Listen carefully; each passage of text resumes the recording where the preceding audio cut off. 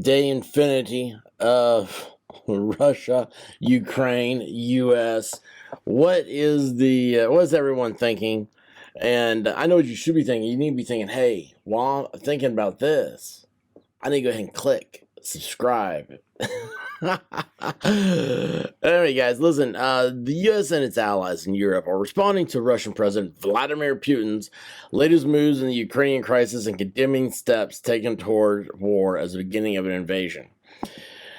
Now, remember, guys, I check out the headlines, see stuff I think is interesting, and then I read everything for the first time with you, so that way you get a raw reaction here. There's some new people checking out this stuff on Ukraine.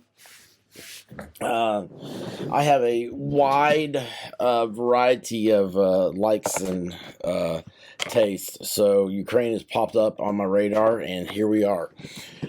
On Monday, Putin signed a decree to recognize two separatist sections of Ukraine, Donetsk and Luhansk, as independent states, and ordered troops to those territories for what the Kremlin called a peacekeeping mission.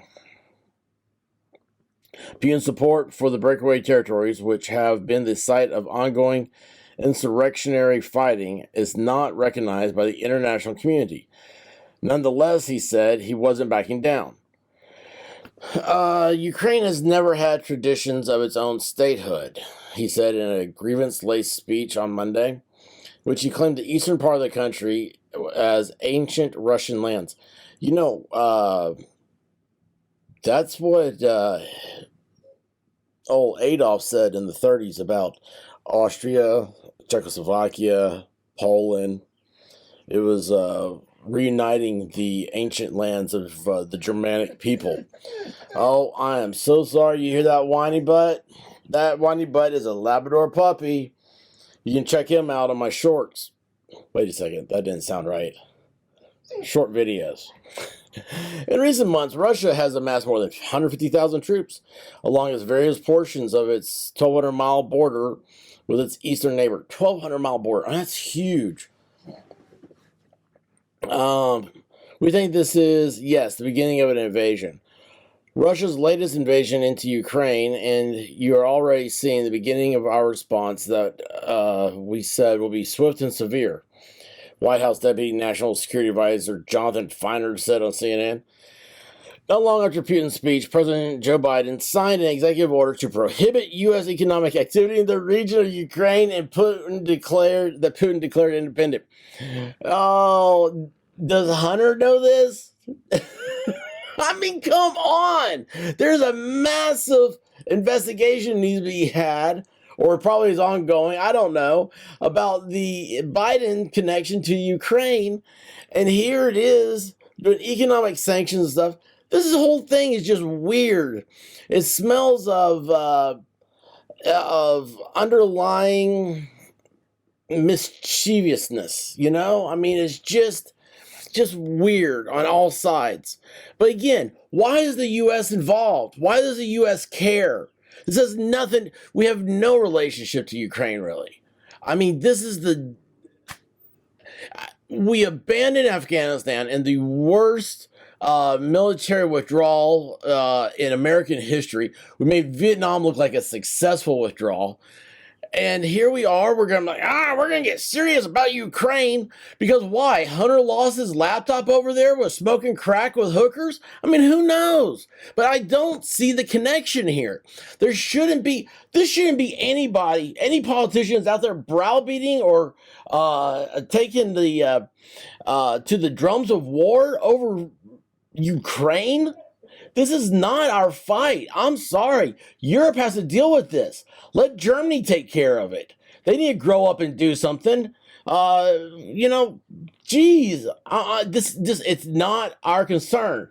And what concerns me is at the very beginning of this, you heard Biden say he was going to offer up talks with Putin that would involve things such as arms de-escalation, shrinking our military armories for some deal with Russia. This is like 1980s, 1970s Jimmy Carter style of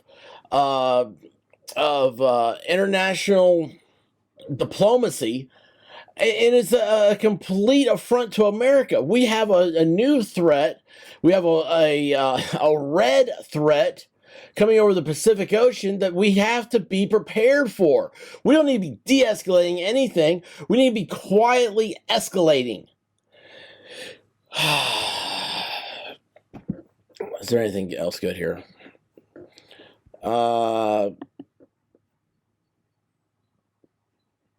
So yeah. Oh, here we go. Germany's new chancellor, Olaf.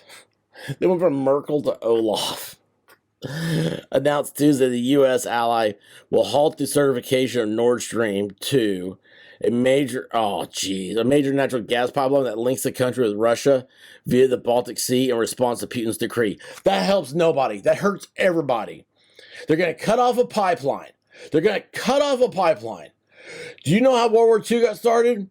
The U.S. cut off oil to Japan. Japan was like 6 months away from going completely dry.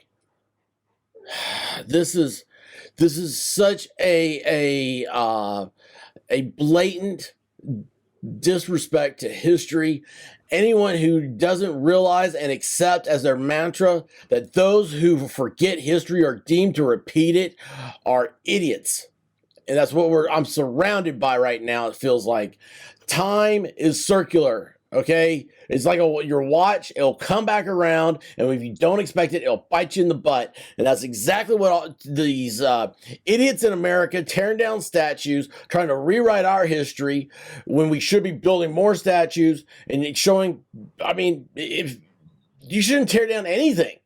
Just leave it how it is and walk away. And then you want to put these pablum ass awful, politically correct for the moment, for the snapshot in history, garbage in its place is irrational, and it leads to the type of diplomatic understandings that we have today.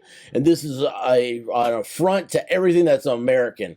And with that said, I'm out. Guys, you know what to do. Be good to yourself. Be good to others. Cover your six, and Godspeed, y'all.